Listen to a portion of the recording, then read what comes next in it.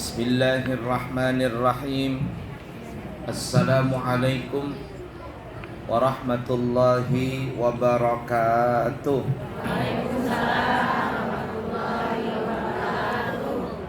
Alhamdulillahi rabbil alamin. Allahumma wa salli wa sallim ala sayyidina wa nabiyyina wa maulana Muhammadin wa ala alihi wa sahbihi ajma'in, amma ba'du.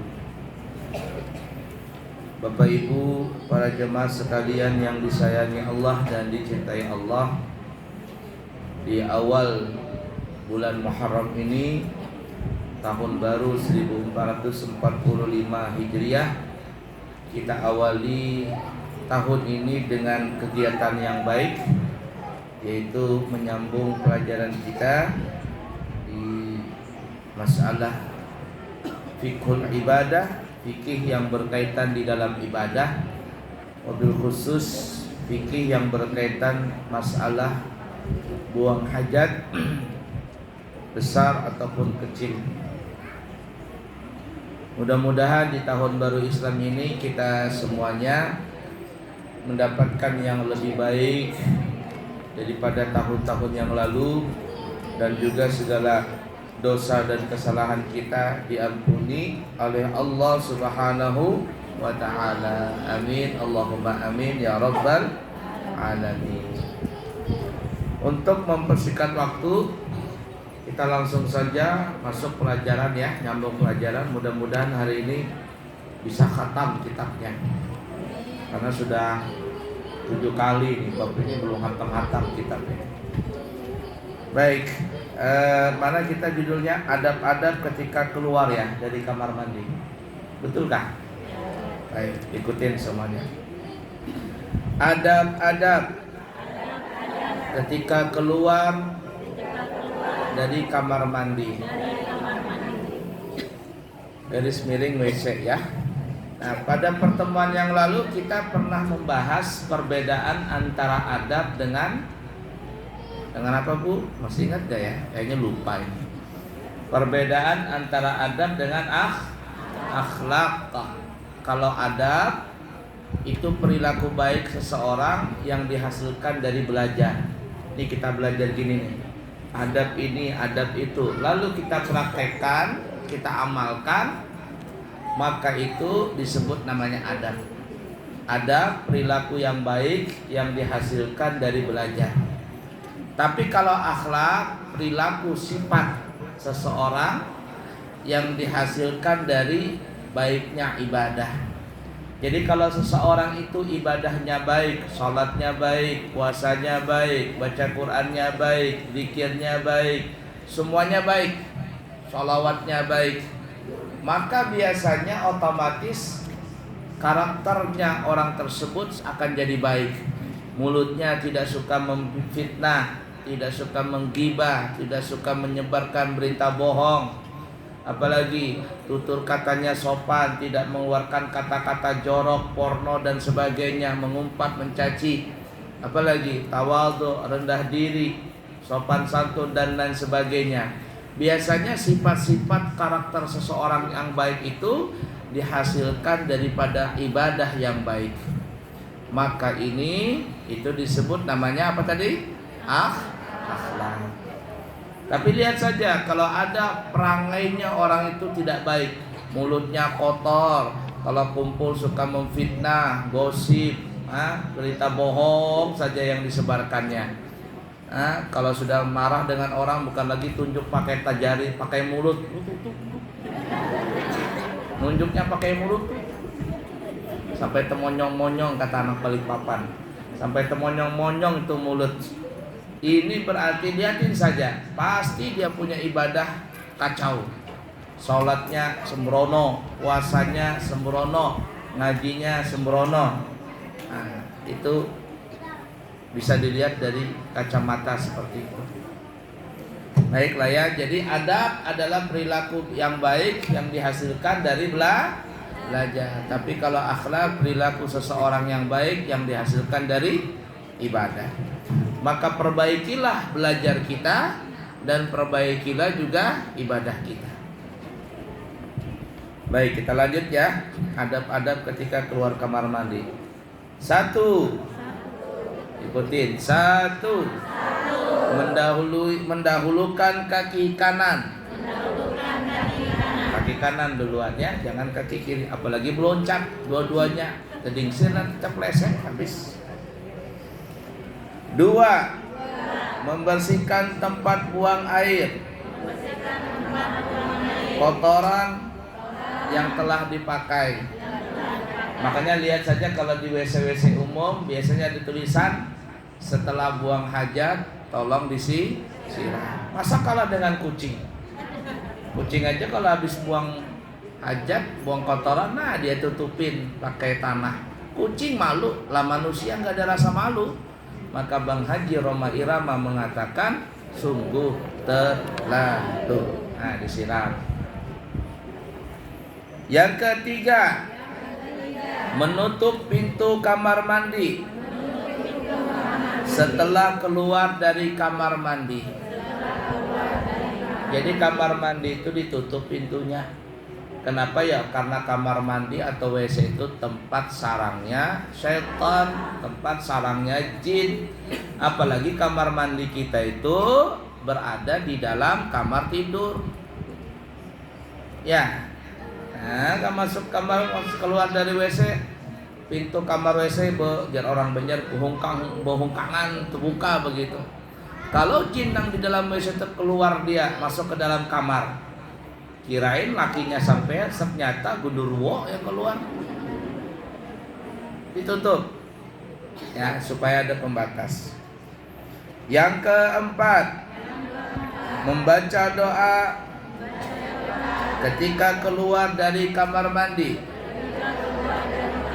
yaitu kalau nggak hafal ibu ini, kata Bang Haji Roma Irama sungguh terlalu.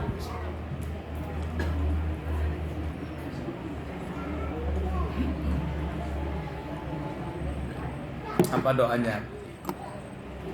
Gufranaka, Gufranaka, Gufranaka. Itu 3 kali dibaca. Ya Allah, aku minta ampunanmu, aku minta ampunanmu, aku minta ampunanmu.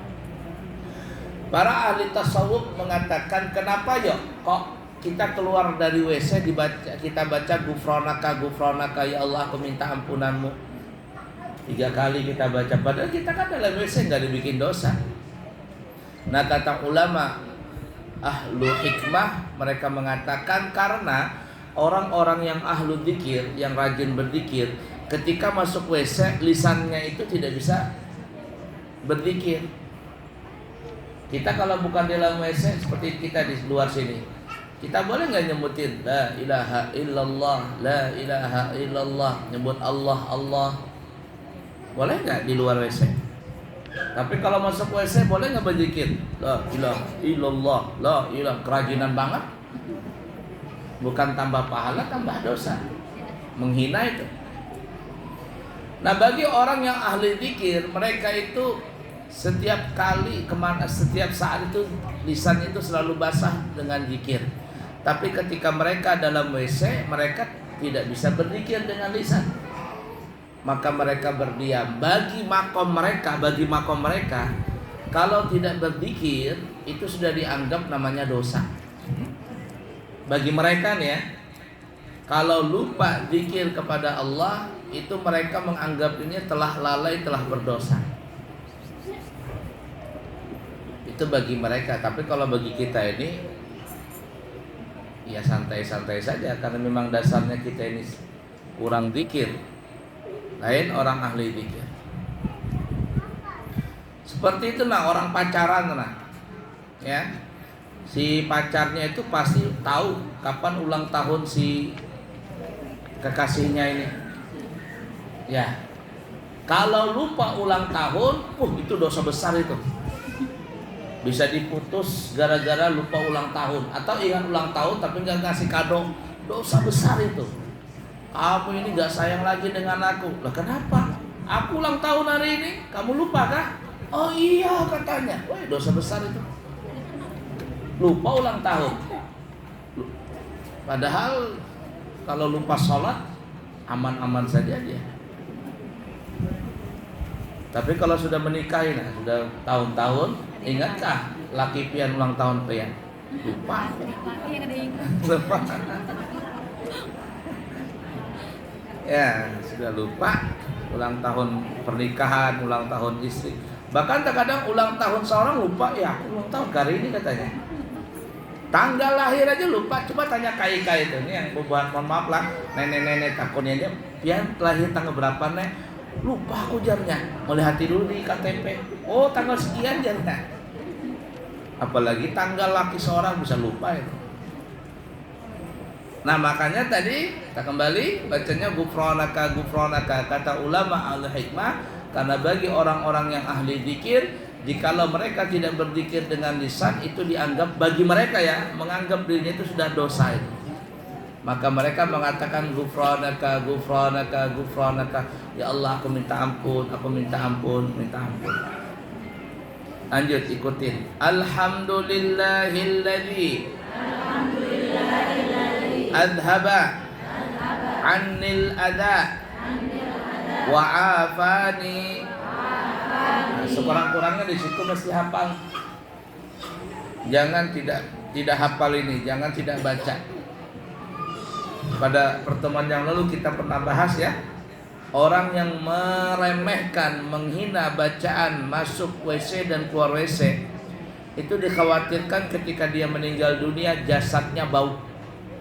Jasadnya bau. Kita pernah ceritakan ya. Jadi jangan lupa baca bacaan. Alhamdulillahilladzi adhaba 'anil adha wa 'afani. Segala puji bagi Allah yang telah menghilangkan dariku segala penyakit dan telah mengafiatkan aku. Buang air besar itu kita telah membuang penyakit. Coba bayangkan kalau seandainya ada orang tidak bisa buang air besar. Jangankan tidak bisa buang air besar, tidak bisa buang angin aja, gimana rasanya? Menunjukkan bahwa perutnya seseorang itu normal atau tidak normal, dia bisa buang angin. Makanya beruntung kalau seandainya ibu-ibu atau suami ibu kalau bangun subuh bersaung kantut tut tut tut, nah, berarti sehat masih. Berarti sehat. Nah, kalau tahu berarti itu pengalaman.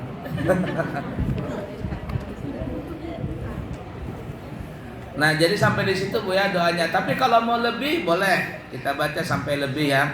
Alhamdulillahilladzi adhaba anni ma yu'dini ma yu'dini. Tulisannya nggak jelas ya. Wa abqa fiyya ma yanfa'uni. Kalau artinya segala puji bagi Allah yang telah menghilangkan dariku penyakit dan menghilangkan diriku apa saja yang telah mengganggu diriku, dan telah mengekalkan apa saja yang bermanfaat buatku. Alhamdulillahilladzi adaqani ladzatahu wa abqa fiyya manfaatahu. Kalau bahasa kitanya, segala puji bagi Allah yang telah memberikan aku kelezatan. Orang buang hajat tuh lezatnya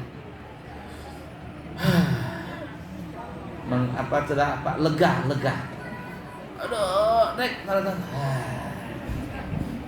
lega sudah. Coba kalau orang udah bisa buang bahira, udah bisa bekami, udah bisa bekantut, sakit. Tapi ketika tak keluar beratan, masya Allah, alhamdulillah, dan telah mengekalkan untukku manfaatnya. Wa adhaba anni adahu, dan telah mensingkirkan penyakit dariku. Nah, itu artinya la ilaha illallah. Ada dulu seorang raja, ibu-ibu, seorang raja nggak bisa buang air besar, nggak bisa buang air kecil. Sudah berminggu-minggu perutnya sampai buncit. Didatangkan dokter ini, dokter ini, dokter itu. Bahasa kitanya tabib ya, zaman dulu namanya tabib, kita namanya dokter. Gak ada yang bisa menyembuhkan. Aja. Lalu ada seorang wali min aulia Allah. Dia tahu bahwa ini raja sakit, lalu dia datang ke kerajaan. Lalu dia bertemu dengan raja. Intinya si wali ini ingin menyembuhkan si raja ini dari sakitnya dengan izin Allah tentunya. Lalu apa kata si wali ini? Ya Tuan Raja, ya kalau seandainya dengan izin Allah aku bisa menyembuhkan penyakitmu ini, alias kau bisa buang air besar seperti normal biasanya, apa yang kau berikan kepadaku? Kata raja ini, apa yang kau mau? Apa yang kau mau? Kata si raja, kata si wali ini, bagaimana kalau seandainya separuh kerajaanmu engkau berikan kepadaku? Separuh kerajaanmu engkau berikan kepadaku. Ibarat kata kalau raja ini menguasai Balikpapan, separuh Balikpapan, tanah Balikpapan engkau berikan kepadaku. Setuju tidak? Kata raja, setuju. Tidak apa-apa daripada mati katanya. Lalu kata si wali ini, kalau seandainya umpama setelah engkau buang hajat selesai, bersih penyakitmu, tapi engkau nggak bisa minum lagi, nggak bisa makan, nggak bisa minum, lalu engkau ingin berobat. Kalau seandainya aku mengobatinmu, bisa makan, bisa minum kembali, berapa yang kau berikan kepadaku? Kata raja, apa yang kau mau? Nah kata si wali tadi, engkau punya separuh kerajaan lagi. Bagaimana kerajaanmu itu semuanya engkau berikan kepadaku? Artinya separuh kerajaanmu adalah imbalan sembuh penyakitmu yang engkau tadi tidak bisa makan, tidak bisa minum. Sekarang engkau bisa makan, bisa minum, itu separuh kerajaanmu aku ambil. Setuju? Setuju. Lalu engkau tidak bisa tidak bisa buang air besar, tidak bisa buang air kecil. Kau sembuhkan itu, tapi upahnya atau apa namanya itu bayarannya separuh kerajaanmu. Setuju? Setuju. Artinya semua kerajaanku akan kuberikan kepadamu asalkan aku hidup normal, kata raja. Bisa makan, bisa minum, bisa buang hajat. Biar jadi rakyat biasa gak apa-apa. Kata si wali tadi, deal, saya terima. Maka si wali ini pun mendoakan. Lalu tiba-tiba tahambur, diketok aja perutnya sama si wali. Tek, tek, tek, serobak, tahambur di situ semuanya. Ditilam tadi tahambur berataan.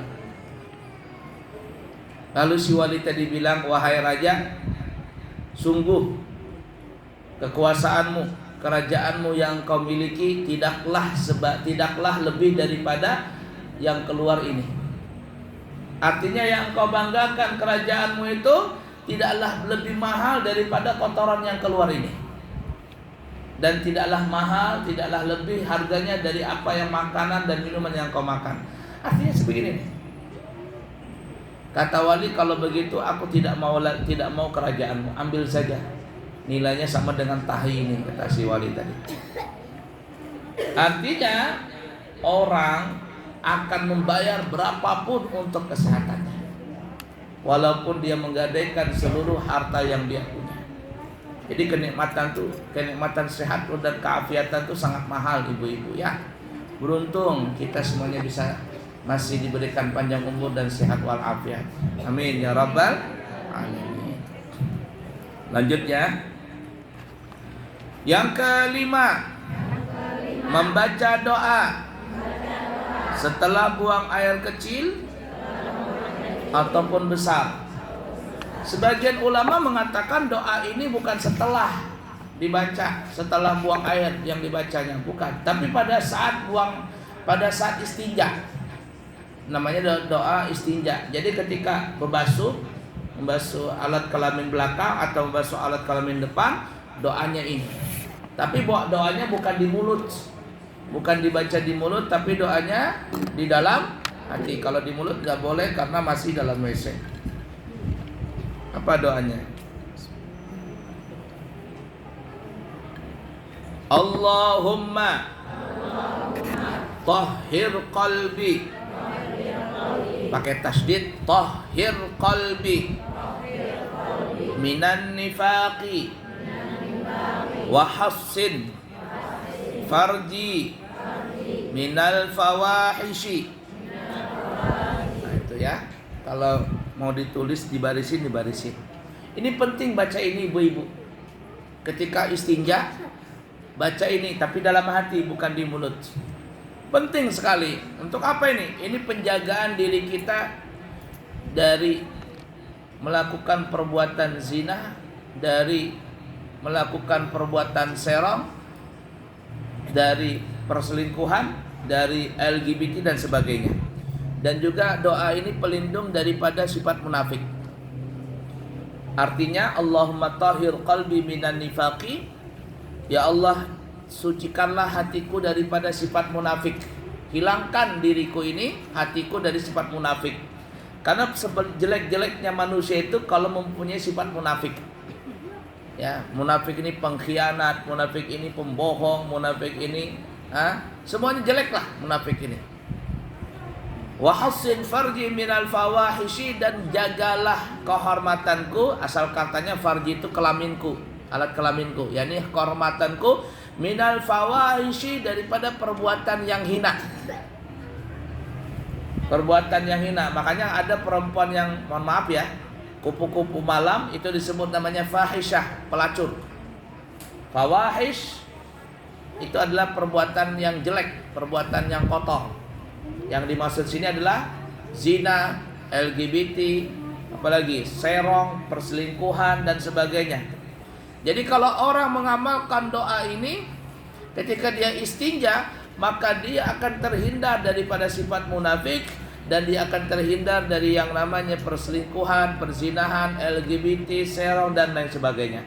Tidak ada mau dekat dia.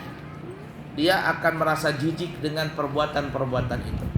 Ini penting sekali dibaca, apalagi kita hidup di zaman yang serba kacau di zaman ini.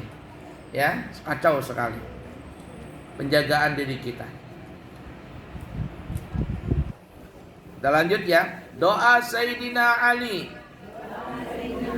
bin Talib radhiyallahu taala anhu setelah buang air kecil atau besar, yaitu ini bacanya Sayyidina Ali, riwayatnya Sayyidina Ali.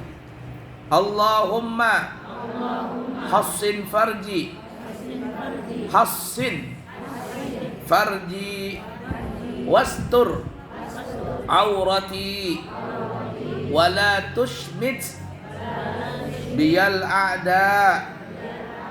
Nah, kalau bahasa kitanya, ya Allah, peliharalah kehormatanku. Asal katanya farji itu alat kelaminku, yakni jagalah alat kelaminku ini, kehormatanku, dan tutuplah auratku. Aurat tutup. Wala tushmit biyal a'da, dan jangan engkau jadikan musuh itu terlalu senang denganku ini. Artinya kan ada musuh itu kalau kita mendapat kesusahan senang dia. Penjahat itu kan begitu, musuh itu. Kalau kita dapat susah senang dia. Kalau kita dapat kebahagiaan nangis dia. Ya, itu jangan berteman dengan musuh. Itu bacaan Sayyidina Ali. Tapi kalau sekurang-kurangnya ibu-ibu ya, baca yang di atas tadi, Allahumma tahhir qalbi minan nifaqi wa hassin farji minal fawahishi. Siapa yang pernah mengamalkan itu? Belum pernah lagi? Sudah pernah? Lanjutkan. Yang belum pernah mengamalkan, diamalkan itu. Ya, supaya terhindar kita dan keluarga kita dari perbuatan yang tidak baik. Yang keenam, berwudu di luar kamar mandi jika memungkinkan agar dapat membaca zikir tak kala berwudu. Nah, memang afdalnya berwudu itu di luar kamar mandi. Kalau di luar kamar mandi kan ada doa-doanya. Orang basuh wajah itu ada doanya. Anak-anak pesantren di Nurul Anwar itu diajarkan itu. Kemarin ujian wajib itu menghafal. Yang lulus alhamdulillah, kalau enggak di rapotnya enggak ada nilai berarti anaknya itu enggak ikut ujian itu. Nah, baca basuh muka ada bacanya Allahumma bayyid wajhi fi yamin tubayyudu awliyaka wa la tusawwid ajwidul matika yawma tusawwidu juhadaika. Ada doanya, basuh tangan Allahumma afini kitabi bi yamini wa adkhilni jannata bi ghairi hisab. Tangan kiri Allahumma la tuti kitabi bi shimali aw min wara'i dhahri. Ada doanya semua. Kalau berwudu dalam WC enggak bisa membaca itu. Karena dalam WC kita tidak bisa berzikir atau baca-bacaan pakai lisan, dalam hati. Nah, tapi kalau di luar WC kita lisan kita membaca, hati kita juga ikut mengiringi bacaan tadi. Makanya paling afdal, paling baik kalau berwudu bukan di dalam WC tapi di luar WC. Kalau dalam WC sah enggak? Sah aja. Asalkan syarat dan rukun wudunya sempurna. Yang dilarang itu adalah kalau seandainya membaca zikir-zikir dengan lisan. Itu yang menjadi halangan tidak bisa berwudu di dalam kamar mandi. Bukan tidak sah tapi tidak sempurna. Mudah dipaham kira-kira ibu-ibu? Nah, ini habis ke hari ini. Ada pertanyaan? Kalau ada kita langsung jalan. Ya, silakan.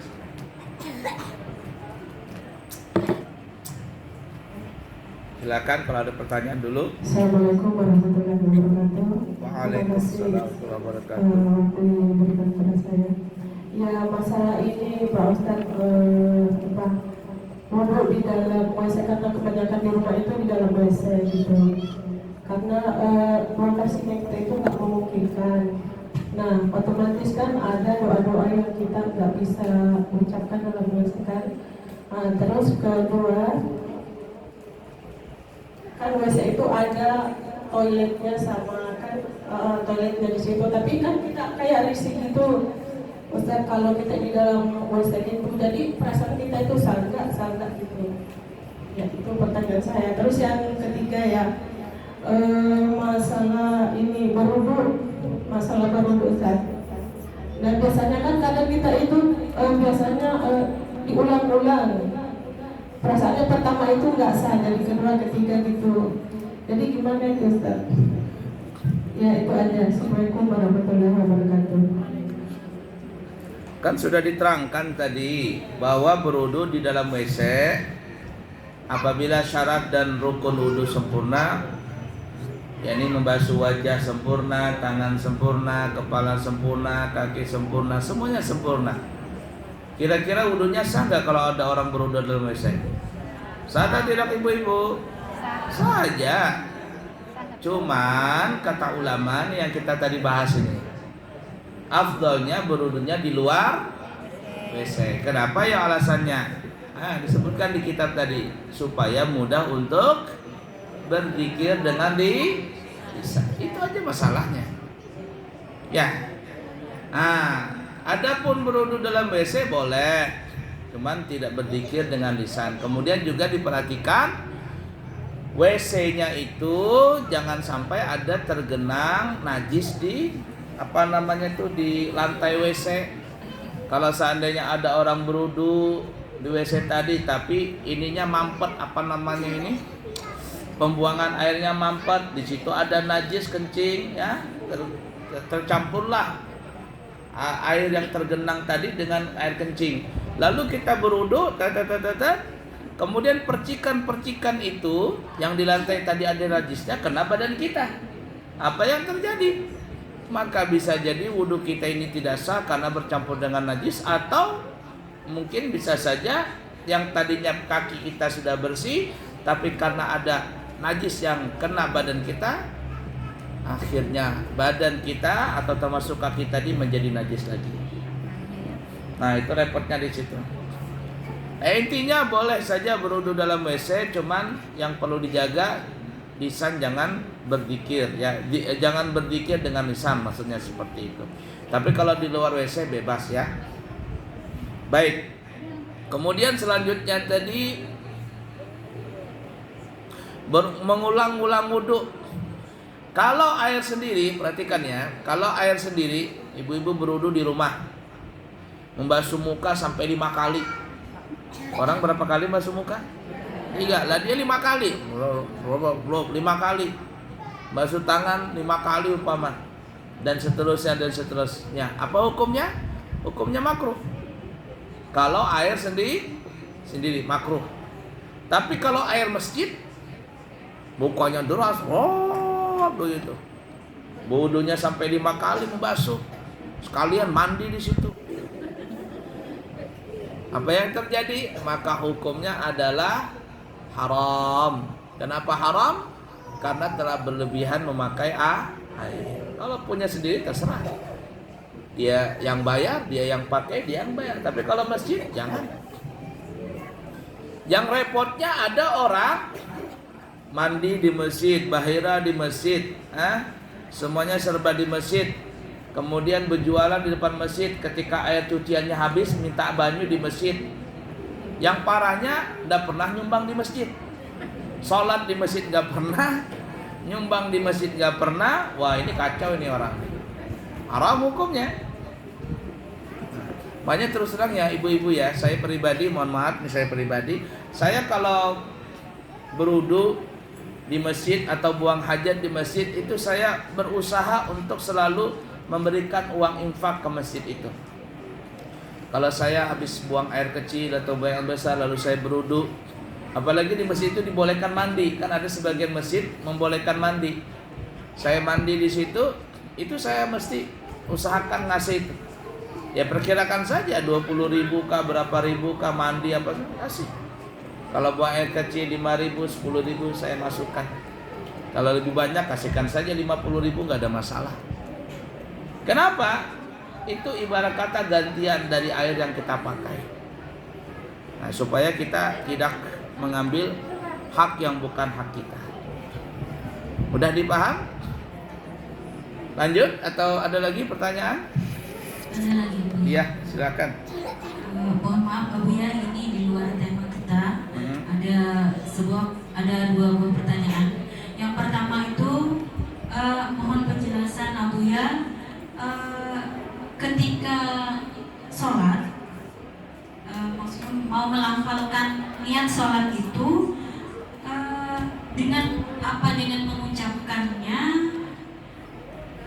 atau cukup di dalam hati saja? Baik. Karena beliau selama 40 tahun, maksudnya masih benarkah apa yang beliau lakukan itu?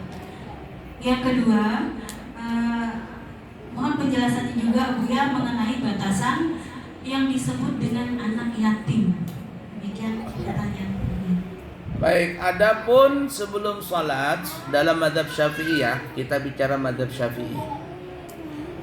Sebelum takbiratul ihram ada orang mengucapkan begini, usolli fardha asri arba rakaatin mustaqbilal kiblati adaan ma'muman fardhan lillahi ta'ala. Ada yang begitu ibu-ibu? Nah, itu dalam mazhab Syafi'i hukumnya tidaklah wajib. Dia tidak wajib. Artinya kalau ada orang tidak baca itu, salatnya orang itu sah-sah saja. Cuman dalam mazhab Syafi'i itu hukumnya sunnah. Arti sunnah dikerjakan boleh, berpahala, tidak dikerjakan nggak apa-apa. Usolli fardha asri arba rakaatin mustaqbilal qiblati adaan ma'muman fardhan lillahi ta'ala. Itu hukumnya sunnah. Dibaca boleh, nggak dibaca nggak apa-apa.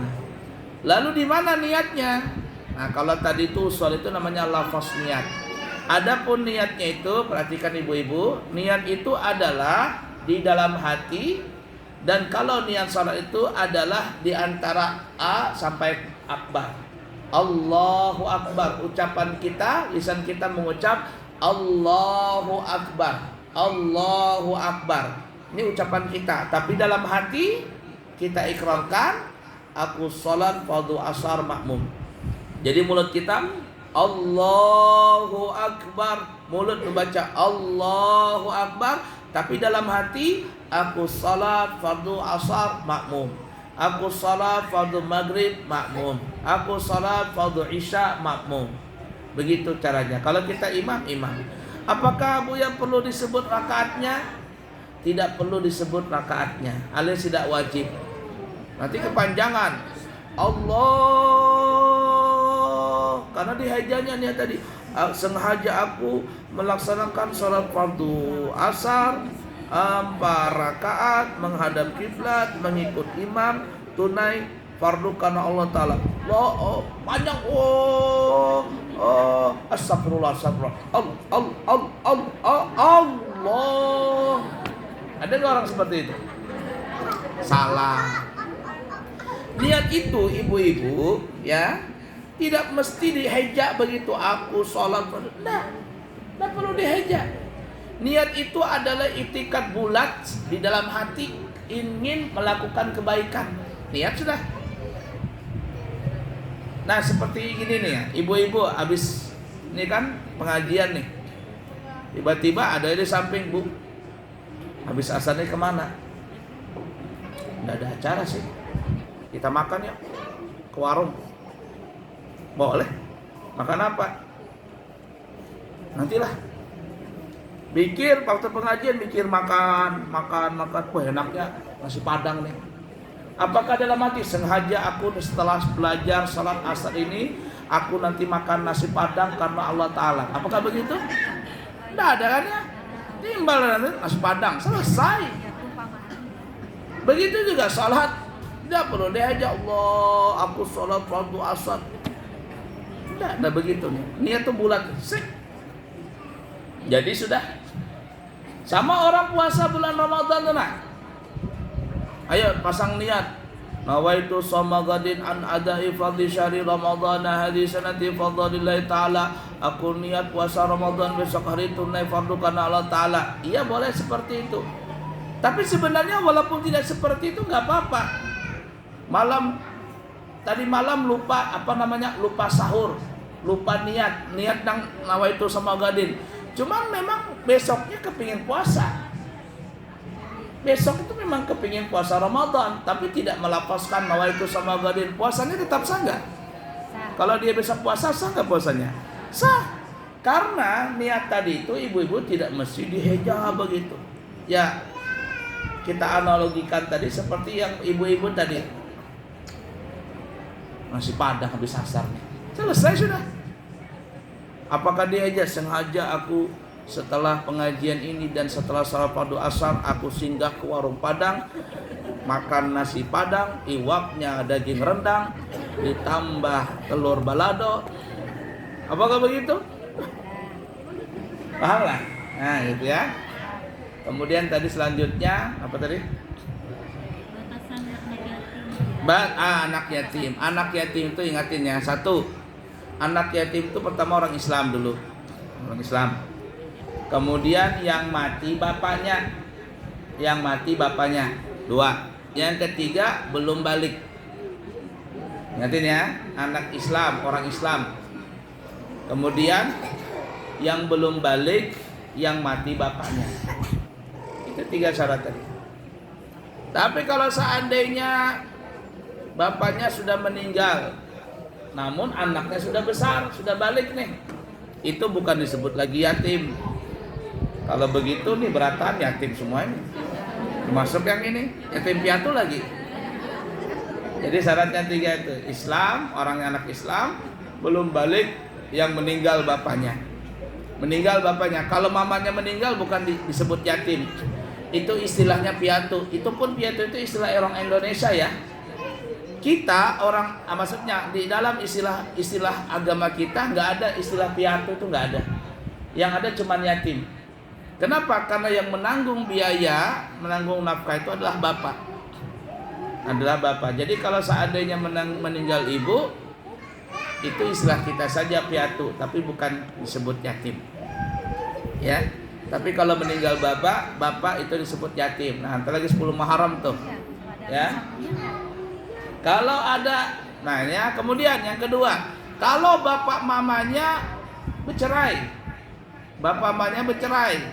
maka si anak ini bukan disebut yatim. Kenapa? Karena bapak aslinya masih ada.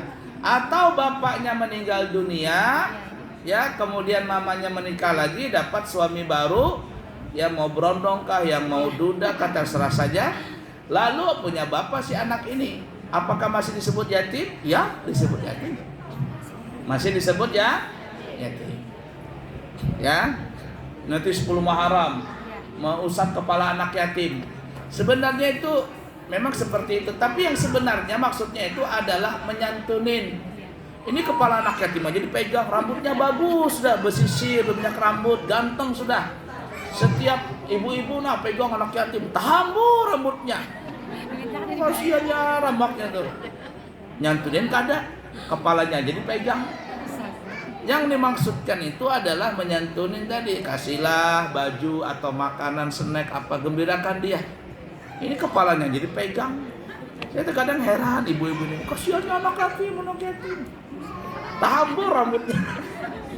Rambutnya sudah bagus, nah minyak ganteng sudah.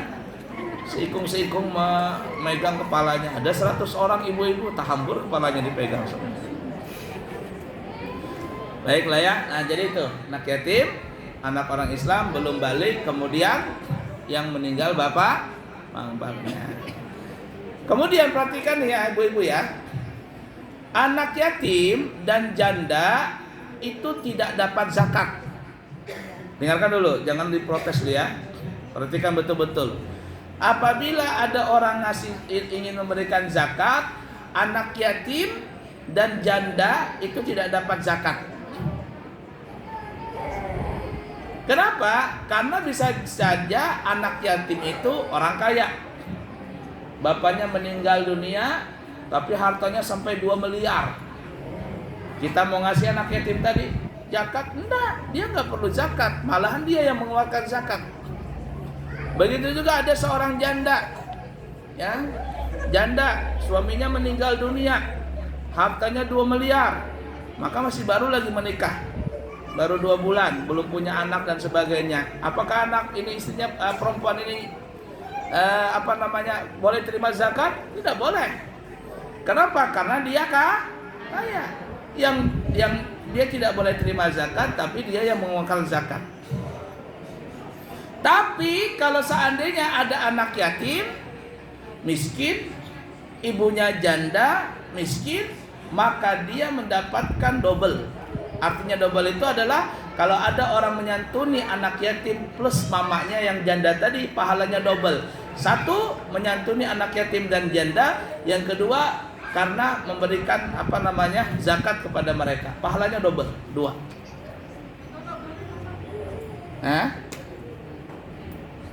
Paham lah? Sini banyak janda, mohon maaf. Tapi janda kaya rata-rata. Kalau nggak percaya coba buka jilbabnya, emas di sini semua. 3 rangkap. Nah, paham kira-kira? Baik, lanjut ya. Apalagi ada pertanyaan kan lanjut. Udah tuntung-tuntung kitab ini. Ada yang bertanya? Iya dah. Monggo silakan. Mana lagi?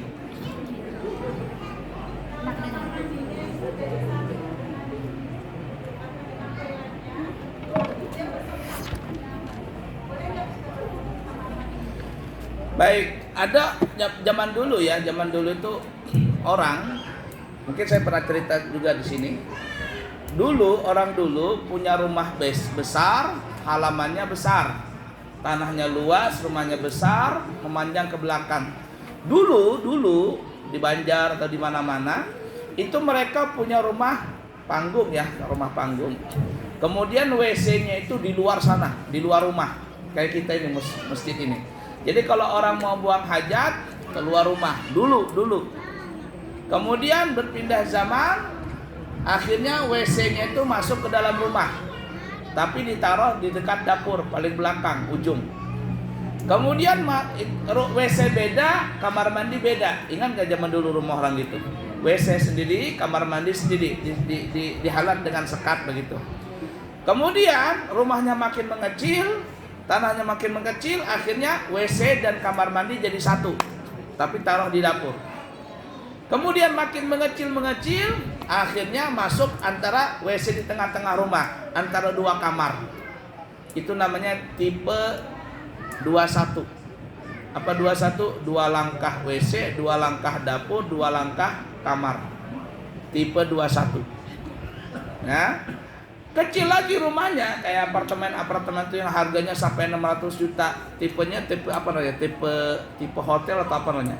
itu kayak kamar doang, cuman dalamnya langsung WC.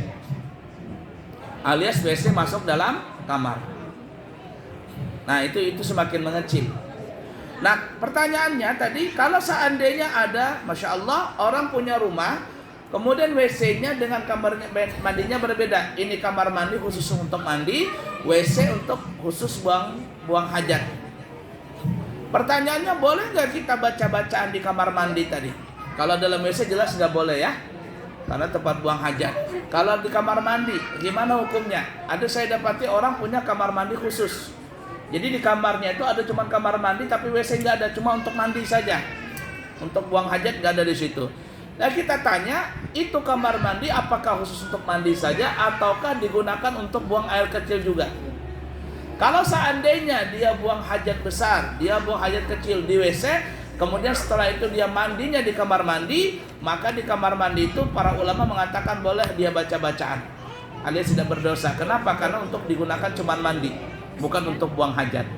Tapi pada umumnya saya lihat kalau di kamar mandi itu walaupun tidak buang hajat besar, tapi sekaligus juga digunakan untuk buang hajat kecil. Maka sebaiknya jangan baca-bacaan di situ, alias baca-bacaan dengan lisan.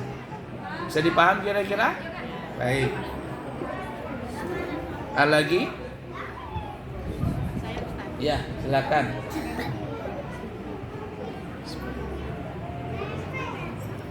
Assalamualaikum warahmatullahi wabarakatuh. Waalaikumsalam.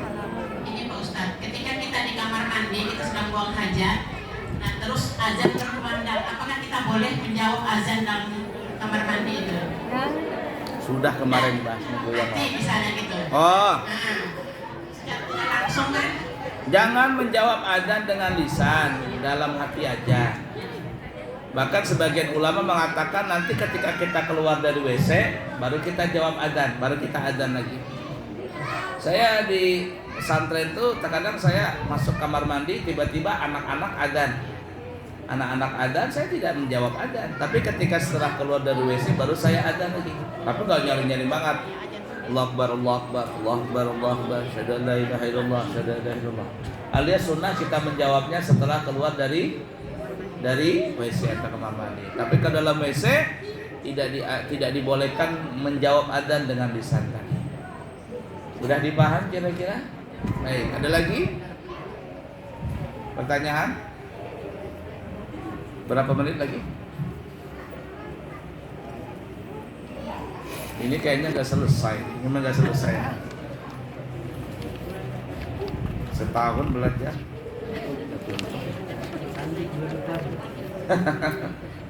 Habis ya. Kita lanjut. Jam berapa asal? 45.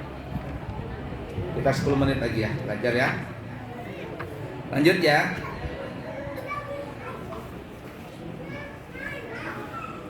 Adab-adab ketika akan buang air kecil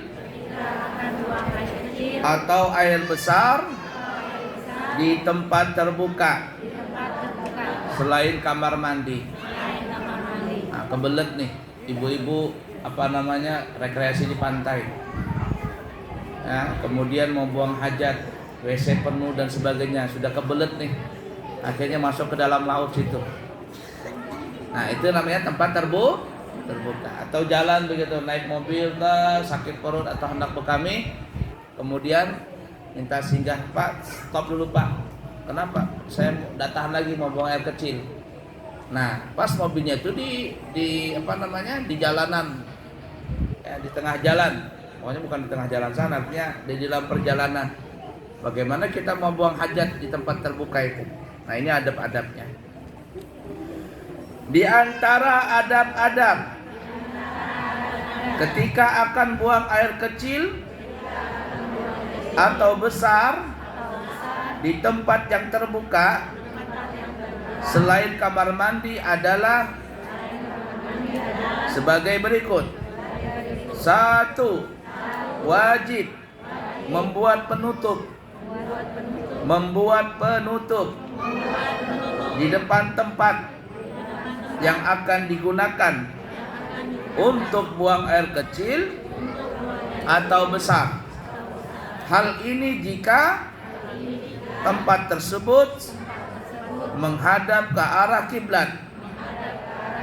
Dan jika tempat tersebut tidak menghadap ke arah kiblat, maka tidak wajib membuat penutup di depan tempat yang akan digunakan untuk buang air kecil ataupun besar. Akan tetapi hukumnya adalah sunnah. Jadi kalau buang hajat di tempat terbuka Bu ya, maka usahakan jangan langsung menghadap ke arah kiblat.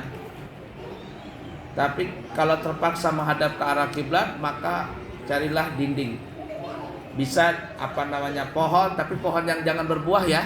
Pohon yang tidak ada buahnya, atau dinding atau apa begitu. Kalau nggak ada, maka bikin penutup. Nanti kita akan sampai bagaimana penutupnya itu maksudnya. Atau tidak menghadap ke arah kiblat, tapi kalau seandainya kita buang hajat akan terlihat aurat kita dari orang yang lewat di depan kita, maka kita juga harus memakai dinding supaya kita ini tidak terlihat sama orang. Jadi jangan sampai terlihat orang dari depan ke kita, dan juga jangan langsung menghadap ke arah kiblat. Kalau seandainya dua ini ada, maka kita mesti pakai penutup dinding.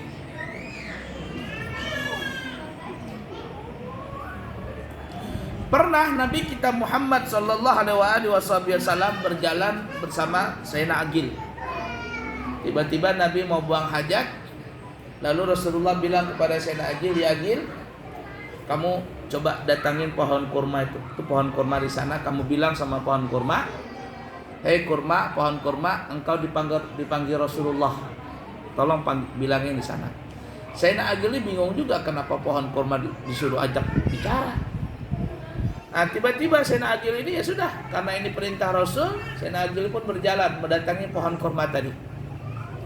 Sebelum Sayyidina Agil datang dan berbicara dengan pohon kurma tadi, tiba-tiba pohon kurma ini pun melepaskan akarnya dari tanah. Jadi ini kalau ibarat pohon kurma, nah dia begini, mencabut akarnya. Trot, mencabut dirinya sendiri. Padahal belum diomongin, ternyata pohon kurma ini mendengar apa yang dibicarakan oleh Rasulullah tadi. Dia mencabut akarnya sendiri, lalu pohon kurma ini berjalan. Pohonnya berjalan sendiri mendatangi Rasulullah. Bukan hanya satu pohon, tapi ada beberapa pohon datang kepada Rasulullah, lalu membuat, kalau bahasa kitanya, membuat pagar betis.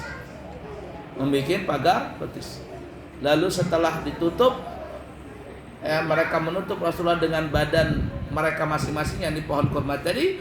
Kemudian Rasul membuang hajat. Setelah selesai, maka pohon kurma ini pun kembali ke tempatnya masing-masing, memasukkan akarnya kembali ke dalam tanah dan menjadi kembali pohon seperti biasa. Nah, dari sini itu mukjizat Nabi ya. Cuman yang kita ambil pelajaran tadi adalah memakai penutup atau memakai dinding. Faidah 1. Kesimpulan hukum jika akan buang air kecil atau besar di tempat yang menghadap ke arah kiblat atau membelakanginya adalah sebagai berikut. 1. Jika di tempat yang terbuka seperti padang pasir, maka perincian hukumnya adalah A. Jika terdapat penutup satir di depan tempat yang akan digunakan untuk buang air kecil atau besar, maka hukumnya adalah boleh, akan tetapi khilaful aula. Khilaful aula itu hampir mendekati makruh. Jadi gini ya ibu-ibu ya, umpama ibu-ibu di perjalanan, kemudian tiba-tiba mau buang hajat, apalah ya. Nah, kemudian ada pohon di situ, bukan pohon berbuah ya, ada pohon. Lalu ibu-ibu berlindung di belakang pohon tadi untuk buang hajat. Namun nggak mau ibu ini menghadap kiblat, tapi ada pohon di situ. Maka kata ulama, hukum seperti ini khilaful aula, alias tidak haram hukumnya, karena masih ada dinding atau ada tirai tadi, yaitu pohon. Tapi kalau plong melompong menghadap ke arah kiblat, hukumnya haram. 2. B. Jika tidak terdapat penutup di depan tempat yang akan digunakan untuk buang air kecil atau besar, maka hukumnya adalah haram, yang kita katakan tadi. 2. Jika di tempat yang khusus untuk buang air seperti kamar mandi, maka hukumnya adalah boleh. Ada kita masuk masjid umpama atau WC umum, kita nggak tahu, ternyata ketika kita buang hajat ini arahnya menghadap kiblat, tetapi kan berdinding karena WC kan pakai dinding, maka ini tidak berdosa. Cuman kata ulama, ya sekurang-kurangnya khilaful aula, yaitu menyalahi daripada pendapat pertama, yakni hampir makruh, tapi belum sampai makruh. Faedah nomor 2, ukuran penutup yang sah yaitu yang memenuhi 3 syarat sebagai berikut. A. Jarak antara penutup dan orang yang akan buang air kecil atau besar tidak lebih dari 3 zira', 1,5 meter. Ini umpama saya contohkan, saya pribadilah. Ini saya mau buang hajat di tempat terbuka, kan mesti pakai dinding tadi. Antara saya yang duduk di sini dengan dinding yang di sini, entah itu pohon atau apa begitu, jaraknya tidak boleh lebih daripada 1,5 meter. Nah, jadi kalau seandainya ini dindingnya di sini, saya di sini, ini masih hukumnya boleh. Tapi kalau seandainya dindingnya di situ tuh, di meja ini kan jauh tuh, hampir 2 meter. Saya buang hajat di sini, walaupun ada dinding tapi menghadap arah kiblat, maka hukumnya haram. Karena antara saya yang sedang berada di sini dengan dinding itu jauh, alias lebih daripada 1,5 meter. Jadi jangan lebih jaraknya dari 1,5 meter. B. Ketinggian penutup yang digunakan tidak kurang dari 2/3 zira' atau 75 cm. Hal ini jika akan buang air dalam posisi duduk, dan jika akan buang air dalam posisi berdiri, maka seukuran yang dapat menutupi auratnya dari pusat sampai lututnya. Ini contoh ya. Ibu-ibu mau buang hajat, pastilah ibu-ibu kalau buang hajat duduk, tidak mungkin berdiri. Nah ya kan ya. Kalau ibu-ibu posisinya duduk seperti ini ya, contoh sama begini. Nah begini, maka yang wajib tertutup itu tingginya adalah dari lantai sampai ke pusat sini, atau sekurang-kurangnya 75 cm, kurang lebih segini. Intinya adalah alat, mohon maaf ya ibu ya, alat kelamin kita ini tidak langsung menghadap ke arah kiblat. Ini tertutup sampai sebatas lutut ini, atau bisa lebih sampai segini. Paham ya? Jadi tingginya segini, lebihnya tidak boleh dari 1,5 meter. Kalau ada orang buang hajat dalam posisi berdiri, maka yang wajib tertutup adalah dari pusat nih, setengah segini sampai ke tanah. Makanya ada yang WC berdiri bagi laki-laki yang di hotel atau di bandara. itu kan tertutup segini. Maka ini tidak apa-apa. Tapi kalau seandainya ada orang buang hajat di tempat terbuka, nggak ada dindingnya, begitu sampai menghadap kiblat ke sana, maka hukumnya adalah halal. Mudah dipaham kira-kira? Ya. Yang ke C, penutupnya harus lebar, yang sekiranya dapat menutupi badan orang yang buang air. Hal ini menurut pendapat Imam Ramli. Sedangkan menurut pendapat Imam Ibnu Hajar tidak harus lebar. Nah, jadi yang ketiga ini syaratnya ada beda pendapat, tapi sebaiknya dilakukan. Apa itu?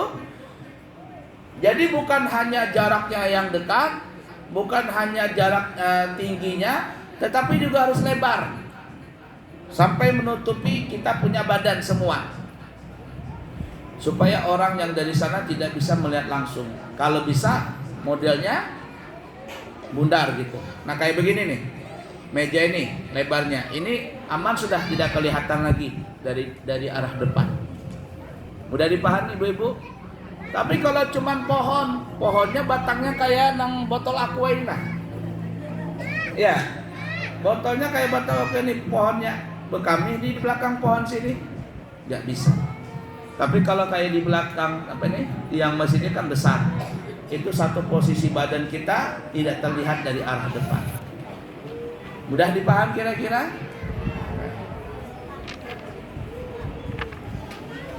2. Menjauh dari tempat berkumpulnya orang-orang yang sekiranya tidak tercium oleh mereka bau kotoran yang keluar atau terdengar suaranya. Jadi kalau kita buang hajat ibu-ibu, tempat terbuka nih ya, itu usahakan jauh. Supaya apa? Supaya orang yang lewat itu tidak tercium bau kotoran atau tidak terdengar suaranya. Saya dulu pernah pas pulang dari Hadramaut pertama kali ya, tahun 2005. Kemudian saya ke Samarinda. Ada urusan, ada acara di Samarinda. Waktu itu saya subuh-subuh mau ke sungai, ada sungai Mahakam kecil ya, anak sungai itu. Karena malam nggak kelihatan, jadi ya wudu begitu aja, sikat gigi apa semuanya. Tapi pas pagi hari sudah matahari terbit, wah, jamban di sini, kotoran di sana, sampah itu. Pas asik-asik bersikat gigi wudu, tiba-tiba ada jamban, gugur nang kuning emas, la ilaha illallah.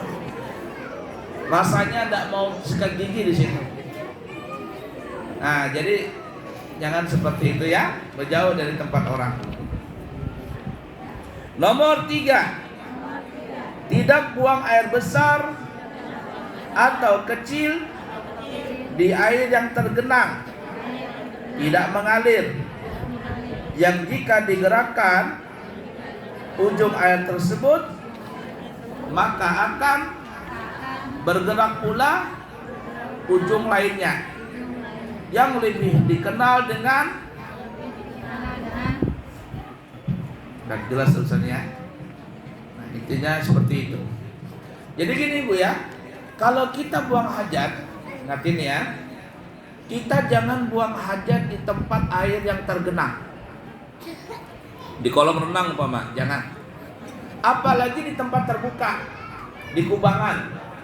Saya sakit mau buang air kecil, stop dulu, stop. Tiba-tiba di situ ada kayak kubangan air. Jangan buang air kecil di situ.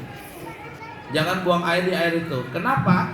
Bisa saja itu tempatnya tempat setan, tempatnya jin. Nanti dikatik jin, tak dia habis beburut. Ya, jangan.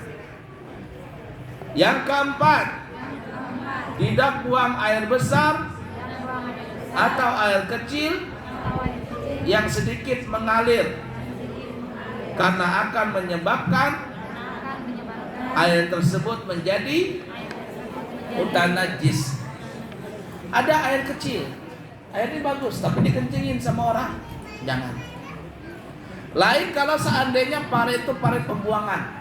Kalau parit pembuangan nggak ada masalah, silakan saja. Tapi kalau airnya itu air dari gunung turun di parit, tapi air paritnya bersih, kayak di Bogor, kayak di Puncak, ya kayak di Malang, Batu Malang, itu di depan rumah orang tuh parit-parit.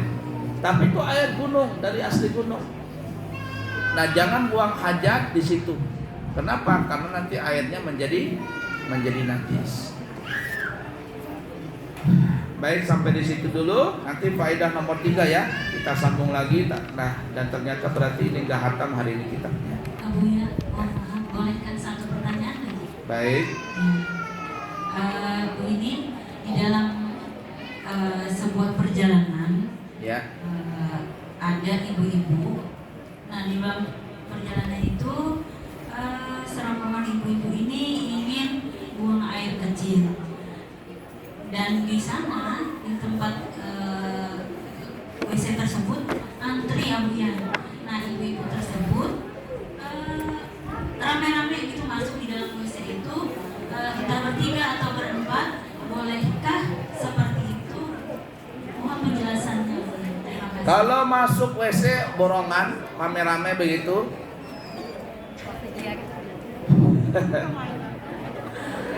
Gini ya. Jadi gini, sebenarnya masuk WC rame-rame gak ada masalah. Yang jadi masalah itu kalau seandainya buang hajat, kemudian satu sama lain sambil melihat auratnya, melihat aurat temannya, itu yang haram. Halo, ramenya kayak pasar. Jadi kalau masuk WC rame-rame, ya karena nggak tahan lagi nggak ada masalah. Cuman yang jadi masalah itu adalah kalau seandainya masuk rame-rame alias pada saat di WC itu saling memandang aurat temannya, antara pusat dengan lutut terpandang, maka ini hukumnya haram. Nah ya, tapi kalau seandainya gantian datang lagi masuk berataan, ya berbalik badan berataan, itu lain masalah. Ya, yang nggak boleh itu kalau saling memandang aurat temannya, itu yang menjadi haram. Aman aja. Baik, cukup ya. Insyaallah nanti sambung lagi. Faidah nomor 3, ingatin ya, faidah nomor 3 insyaallah. Cukup sekian, semoga ada manfaatnya. Subhanakallahumma bihamdika asyhadu an la ilaha illa anta astaghfiruka wa atubu ilaik. Wa akhiru kalam, wassalamu alaikum warahmatullahi wabarakatuh.